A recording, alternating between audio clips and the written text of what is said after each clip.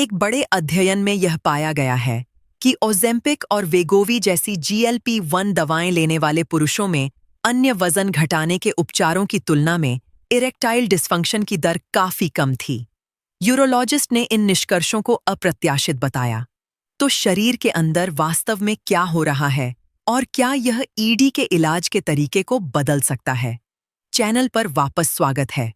अगर आप स्वास्थ्य के प्रति जागरूक हैं और GLP-1 क्रांति पर नजर रख रहे हैं, तो आपने शायद वजन घटाने, ब्लड शुगर नियंत्रण और हृदय स्वास्थ्य के फायदों के बारे में सुना होगा।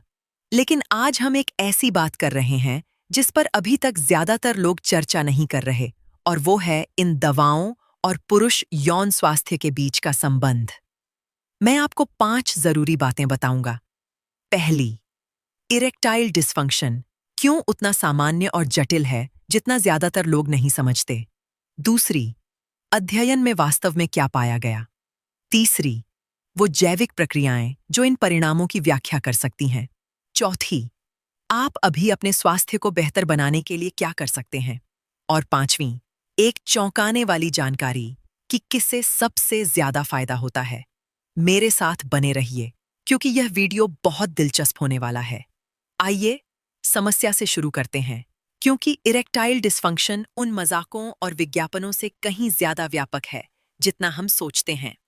मैसाचुसेट्स मेल एजिंग स्टडी के अनुसार 40 से 70 साल की उम्र के लगभग 52% पुरुष किसी न किसी हद तक ईडी का अनुभव करते हैं। यह कोई छोटी समस्या नहीं है, यह बहुमत है। और 40 साल से कम उम्र के पुरुषों में पिछले 2 दशकों में यह दर लगातार बढ़ रही है। यहाँ जो बात इसे जटिल बनाती है वो यह है, ईडी आमतौर पर सिर्फ एक समस्या नहीं होती। यह आपके शरीर का एक संकेत है कि कुछ और चल रहा है। हृदय रोग, मधुमेह, मोटापा, नींद की कमी, अधिक तनाव, कम टेस्टोस्टेरोन, ये सभी इसमें योगदान देते हैं। दरअसल हृदय रोग विशेषज्ञ अक्सर ईडी को हृदय रोग के लिए एक प्रारंभिक चेतावनी प्रणाली कहते हैं, क्योंकि उस क्षेत्र में रक्त वाहिकाएं छोटी होती हैं और हृदय के आसपास की बड़ी वाहिकाओं की तुलना में पहले क्षतिग्रस्त होती हैं। तो जब कोई पुरुष 40 की उम्र में ईडी विकसित करता है, तो यह सिर्फ जीवन की गुणवत्ता का मुद्दा नहीं है। यह अगले 5 से 10 वर्षों में हृदय संबंधी जो होने वाला है, उसका एक पूर्वावलोकन हो सकता है। यह संदर्भ बहुत महत्वपूर्ण है जब आप देखते हैं कि GLP-1 दवाएं शरीर में क्या कर रही हैं, क्योंकि ये दवाएं कैसे काम करती हैं और ईडी क्यों होता है। इन दोनों के बीच का संबंध बहुत स्पष्ट है। यही वो बात है जो शोधकर्ताओं ने पाई, और यूरोलॉजी के कई विशेषज्ञ इससे हैरान रह गए। अब अध्ययन के बारे में बात करते हैं।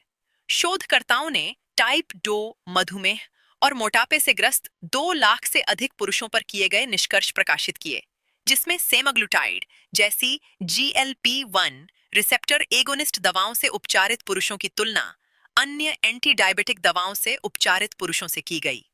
परिणामों से पता चला कि GLP-1 दवाओं पर रहने वाले पुरुषों में फॉलोअप अवधि के दौरान इरेक्टाइल डिस्फंक्शन के निदान की दर काफी कम थी। यूरोलॉजिस्ट इस अंतर के इतने महत्वपूर्ण होने की उम्मीद नहीं कर रहे थे। तो इसका तंत्र क्या है? GLP-1 रिसेप्टर एगोनिस्ट कई परस्पर जुड़े तरीकों से काम करते हैं। वे शरीर का वजन कम करते हैं, जो सीधे टेस्टोस्टेरोन के स्तर और हार्मोनल संतुलन को बेहतर बनाता है। वे ब्लड शुगर कम करते हैं और इंसुलिन प्रतिरोध को कम करते हैं, जो आपकी रक्त वाहिकाओं की परत बनाने वाली एंडोथेलियल कोशिकाओं की रक्षा करता है। इरेक्टाइल फंक्शन के लिए एंडोथेलियल स्वास्थ्य सब कुछ है, क्योंकि इरेक्शन मूल रूप से एक वाहिका संबंधी घटना है। इसके लिए स्वस्थ रक्त वाहिका संकेत और मजबूत नाइट्रिक ऑक्साइड उत्पादन की आवश्यकता होती है। GLP-1 दवाएं प्रणालीगत सूजन को भी कम करती हैं, और पुरानी कम श्रेणी की सूजन पूरे शरीर में वाहिका क्षति के प्रमुख मूल कारणों में से एक है। इसके अलावा ये दवाएं रक्तचाप और लिपिड प्रोफाइल में सुधार करती हैं। इनमें से हर एक प्रभाव इरेक्टाइल डिस्फंक्शन के मूल कारण को प्रभावित करता है। यह एक रास्ता नहीं है, यह एक साथ काम करने वाले 5 या 6 रास्ते हैं, जो संभवतः इसीलिए है कि शोधकर्ताओं ने ऐसे उल्लेखनीय परिणाम देखे। यह हमें कुछ व्यापक और सच कहूं तो अधिक उम्मीद देने वाली बात की ओर ले जाता है। लंबे समय से ईडी के बारे में बातचीत लक्षण प्रबंधन पर केंद्रित रही है। सिल्डेनाफिल जैसे फॉस्फोडाइएस्टेरेज अवरोधक प्रभावी दवाएं हैं और उनका उपयोग करने में कोई समस्या नहीं है, लेकिन वे उस समय रक्त प्रवाह को बढ़ाकर काम करते हैं। वे अंतर्निहित वाहिका शिथिलता को ठीक नहीं करते।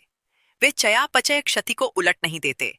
यह GLP-1 शोध जिस ओर इशारा कर रहा है वो यह है कि जब आप वास्तव में मूल कारणों को संबोधित करते हैं, चयापचय शिथिलता, सूजन, वाहिका क्षति, तो आपको इरेक्टाइल फंक्शन में वास्तविक सुधार एक परिणाम के रूप में मिल सकता है।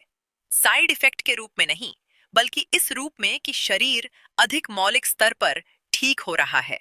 यह रोमांचक है क्योंकि यह फ्रेम को एक लक्षण को प्रबंधित करने से वास्तव में कार्य को बहाल करने की ओर स्थानांतरित करता है, और यह पूछने का द्वार खोलता है कि हम उन्हीं जैविक प्रणालियों को सहारा देने के लिए और क्या कर सकते हैं, क्योंकि हर कोई GLP-1 दवाओं पर नहीं है या नहीं होना चाहिए। उन्हें पर्चे की जरूरत होती है, उनके साइड इफेक्ट होते हैं, वे सबके लिए नहीं हैं।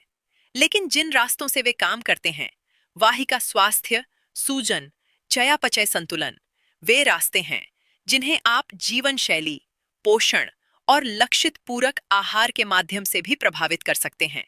उन रास्तों को प्राकृतिक रूप से सहारा देने की बात करें तो एक चीज जिसे देखने की मैं सिफारिश करता हूं वो है उच्च गुणवत्ता वाला L-आर्जिनाइन या nitric oxide support supplement. Nitric oxide वह संकेत अणु है जो रक्त वाहिकाओं को आराम करने और फैलने के लिए कहता है, जो हृदय और यौन स्वास्थ्य दोनों के लिए केंद्रीय है। एक अच्छा नाइट्रिक ऑक्साइड सप्लीमेंट उन्हीं मूल रास्तों में से एक पर काम करता है जिन्हें GLP-1 दवाएं सहारा देती हैं। मैं विवरण में उस उत्पाद का लिंक छोड़ूंगा जो मुझे लगता है आपके समय के लायक है। ठीक है, तो आप अभी वास्तव में क्या कर सकते हैं, चाहे आप किसी भी दवा पर हों या न हों। चलिए व्यावहारिक बात करते हैं। नंबर 1 है अपने चयापचय